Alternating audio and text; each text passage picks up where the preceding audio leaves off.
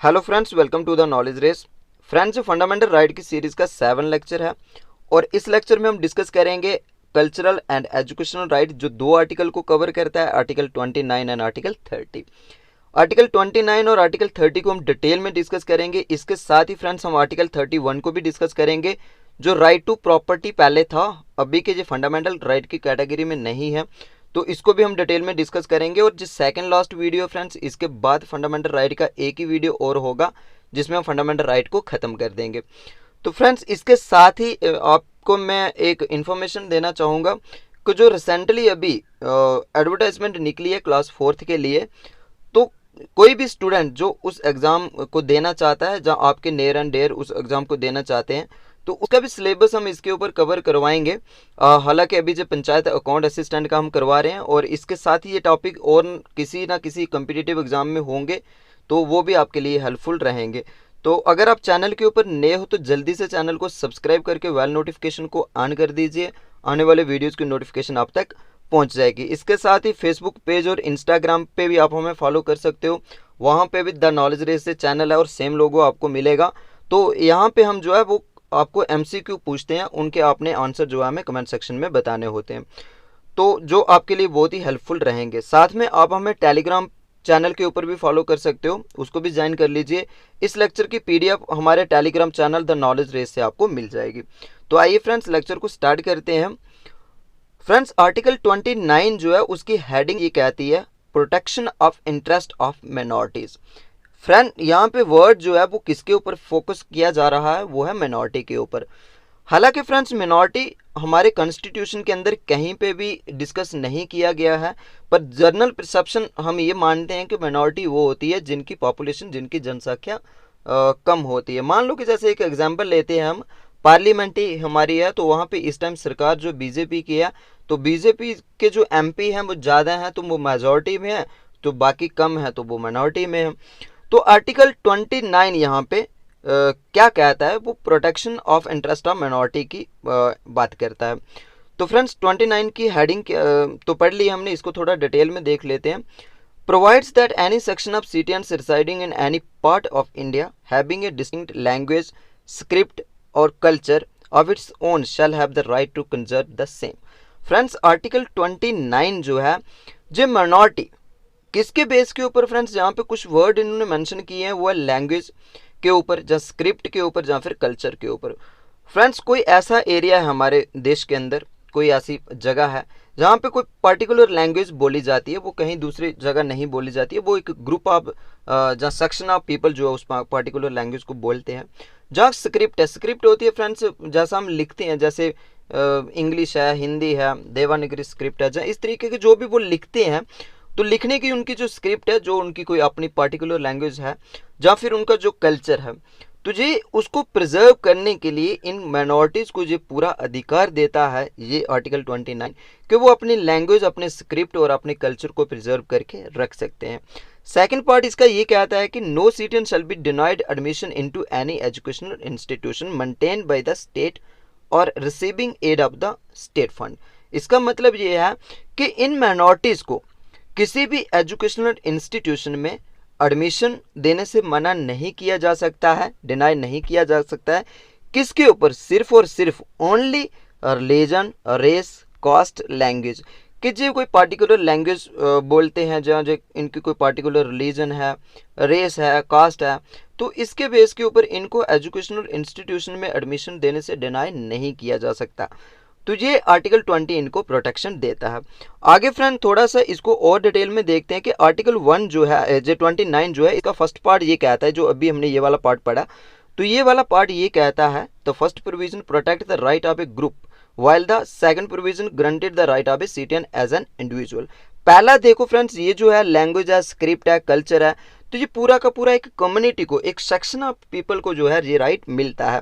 तो पहला जो है 29 का फर्स्ट पार्ट ये कहता है कि इनकी प्रोटेक्शन के लिए, यानी ग्रुप ऑफ पीपल जो एक पर्टिकुलर कम्युनिटी है, उनके प्रोटेक्शन के लिए ये राइट मिलता है। और इसका सेकंड पार्ट जो है वो इंडिविजुअल को मिलता है, यानी कहीं पे भी अगर कोई एडमिशन ले रहा है किसी एजुकेशनल इंस्टीट्यूशन में, किसी स्कूल में, किसी कॉलेज में, यूनिवर्सिटी में, तो वो कोई एक होगा एडमिशन लेने वाला, एक एक करके इंडिविजुअल को ये राइट जो है प्रोटेक्ट करता है आर्टिकल 29।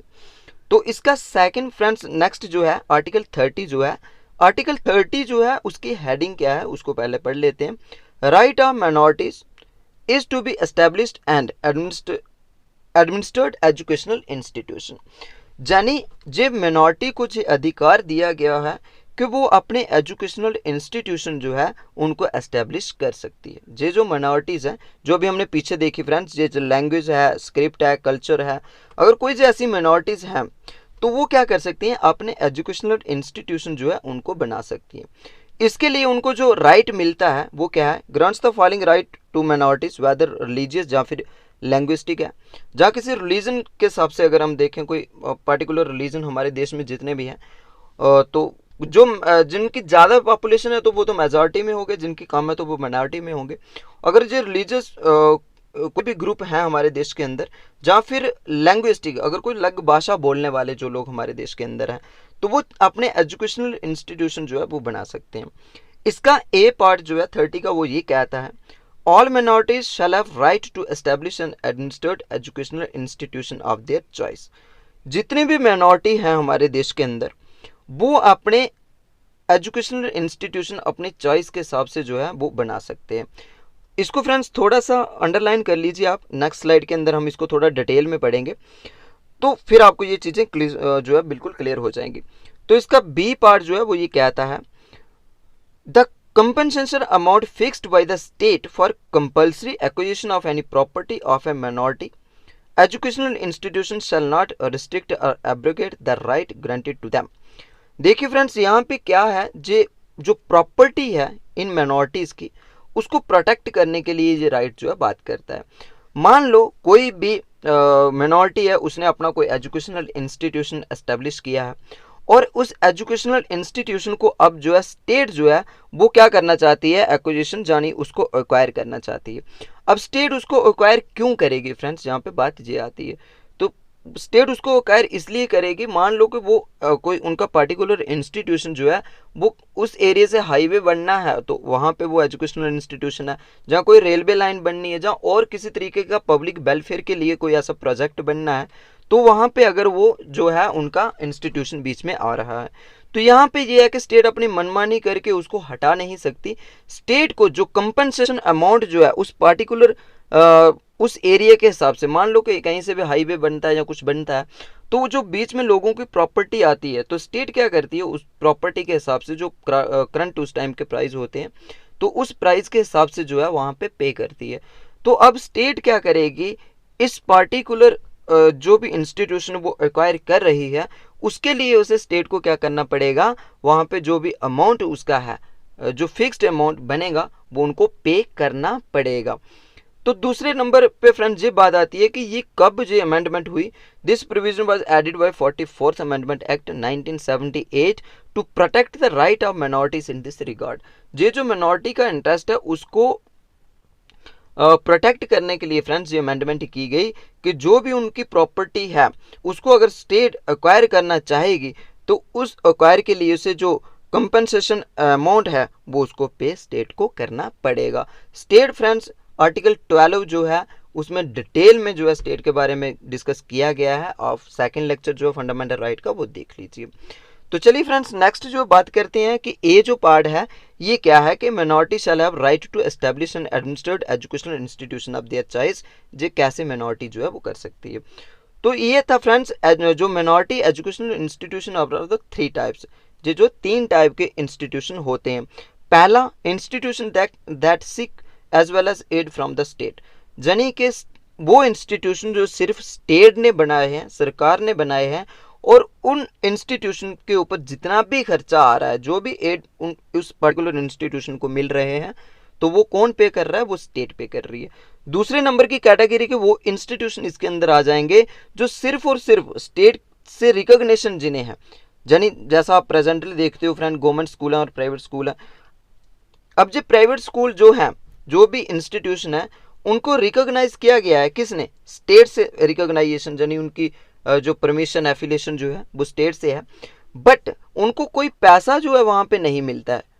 इन इंस्टीट्यूशन को चलाने के लिए। और तीसरी कैटेगरी के वो इंस्टीट्यूशन होते हैं, institution that neither seek recognition nor aid from the state, ना ही उन्हें स्टेट से रिकॉग्निशन मिली है और ना ही उन्हें जो है स्टेट से पैसा मिलता है। फ्रेंड्स, यहाँ ए और बी जो कैटेगरी के इंस्टीट्यूशन है, पहले दो इंस्टीट्यूशन जो है उसके लिए, इन दो के लिए, पहले और दूसरे इंस्टीट्यूशन के लिए स्टेट के पास ये पावर है कि स्टेट उनको रेगुलेट कर सकती है with regards to syllabus prescription. State जो है उनके लिए सिलेबस प्रिस्क्राइब कर सकती है। ए और बी के जो इंस्टीट्यूशन है जो स्टेट से एड भी लेते हैं और स्टेट के ही बनाए हुए हैं, दूसरे जो स्टेट ने रिकॉग्नाइज किए हैं बट उनको पैसा नहीं मिलता है कोई भी स्टेट से चलाने के लिए, तो ऐसे इंस्टीट्यूशन जो है स्टेट उनके ऊपर उनका सिलेबस जो है वो प्रिस्क्राइब कर सकती है। एकेडमिक स्टैंडर्ड जो है किस तरीके से होगा वो डिस्क्राइब कर सकती है। उसके बाद ही उनका discipline, sanitation, employment of teaching staff, कितनी क्वालिफिकेशन के कैसे टीचर वहाँ पे एम्प्लॉय करने हैं, तो जिस सारा का सारा जो है स्टेट के पास अधिकार है वो इन पर्टिकुलर इंस्टीट्यूशन को जो है स्टेट जो है रेगुलेट कर सकती है। और उसके बाद फ्रेंड जो सी कैटेगरी का इंस्टीट्यूशन था जो ना ही स्टेट से कोई पैसे लेता है और ना ही स्टेट से जो है उसको रिकॉग्निशन मिली है, तो इस टाइप का जो इंस्टीट्यूशन है फ्रेंड्स उसके लिए क्या है, these are free to administer their affairs. ऐसा जो इंस्टीट्यूशन है वो फ्री है, वो किसी भी तरीके के रूल एंड रेगुलेशन अपना सिलेबस जो है वो प्रिस्क्राइब कर सकता है। बट ऐसे इंस्टीट्यूशन को भी कुछ लॉ की नज़र में ही काम करने पड़ते हैं, जैसे subject to operations of the general laws like contract law, labour law, industrial law, tax law, जहाँ फिर economic regulation and so on. इस तरीके के जो लॉ हमारे देश के अंदर हैं तो इन पार्टिकुलर इंस्टीट्यूशन को जो है फॉलो करना पड़ेगा। तो फ्रेंड्स नेक्स्ट देखते हैं, ये था पूरा का पूरा जो हमारा आर्टिकल 29 और 30। और आर्टिकल 31 जो है फ्रेंड्स, ये पहले फंडामेंटल राइट था हमारा, पहले हमारे फंडामेंटल राइट 7 थे और अब हमारे फंडामेंटल राइट जो है वो 6 है। हमारा 7th जो फंडामेंटल राइट है इसको हटा दिया गया था फ्रेंड्स। वो क्यों? ये था right to property. Right to property जो था अंडर आर्टिकल 31 के अंदर आता था और ये पूरा का पूरा हटा दिया गया। जो कब हटाया गया friends? 44th constitutional amendment act 1978। हमारे कॉन्स्टिट्यूशन में अमेंडमेंट हुई 44th अमेंडमेंट एक्ट। जो क्वेश्चन सीधा आपको पूछा जा सकता है किसी भी कम्पिटिटिव एग्जाम में, जहाँ पे अगर पॉलिटिक्स सेक्शन उसके सिलेबस में प्रिस्क्राइब्ड है। तो 44th जो हमारा अमेंडमेंट एक्ट हुआ था 1978 में, उसमें राइट टू प्रॉपर्टी जो है आर्टिकल 31 जो फंडामेंटल राइट की कैटेगरी में था उसको रिमूव कर दिया गया था। और ये इसके ऊपर हम डिटेल में नहीं जाएंगे क्योंकि फंडामेंटल राइट तो प्रेजेंटली ये है नहीं है, बट थोड़ा सा आपको आइडिया होना चाहिए कि जो प्रेजेंट इस राइट की क्या कंडीशन है। प्रेजेंट फ्रेंड ये फंडामेंटल राइट तो नहीं है हमारा, लेकिन प्रेजेंट ये जो है लीगल राइट हमारा है। हम अभी भी अपनी प्रॉपर्टी को एक्वायर कर सकते हैं, अपनी प्रॉपर्टी बना सकते हैं, जो हमारा लीगल राइट है। और प्रेजेंट जो 31 से हटा दिया गया है और अब जो 300A में आता है। हमारे कॉन्स्टिट्यूशन का जो 300A आर्टिकल है वो पार्ट 12 के अंदर आता है और पार्ट 12 में जो है 300A आर्टिकल है और ये जो पूरा का पूरा आर्टिकल है ये लीगल राइट है, जहाँ पे हम अपनी प्रॉपर्टी को जो है वो रख सकते हैं। तो ये था पूरा 31 आर्टिकल। उसके बाद फ्रेंड्स हमारा नेक्स्ट लेक्चर रहेगा वो रहेगा right to constitutional remedies article 32। और इसके साथ ही फंडामेंटल राइट के कुछ पार्ट हैं जैसे 33 है, 34 है और इसके बाद 35। जे भी फंडामेंटल राइट हमारे 35 तक आते हैं। तो जो नेक्स्ट लेक्चर में मैं सारी चीज़ें जो डिस्कस करूंगा और जो लास्ट लेक्चर होगा हमारे फंडामेंटल राइट का, उम्मीद करता हूं कि आपको जो टॉपिक समझ आया होगा। अगर टॉपिक समझ आया तो जल्दी से चैनल को सब्सक्राइब करके बेल नोटिफिकेशन को ऑन कर दीजिए। वीडियो को लाइक करके अपने फ्रेंड्स के साथ भी शेयर जरूर कीजिए। Thanks for watching.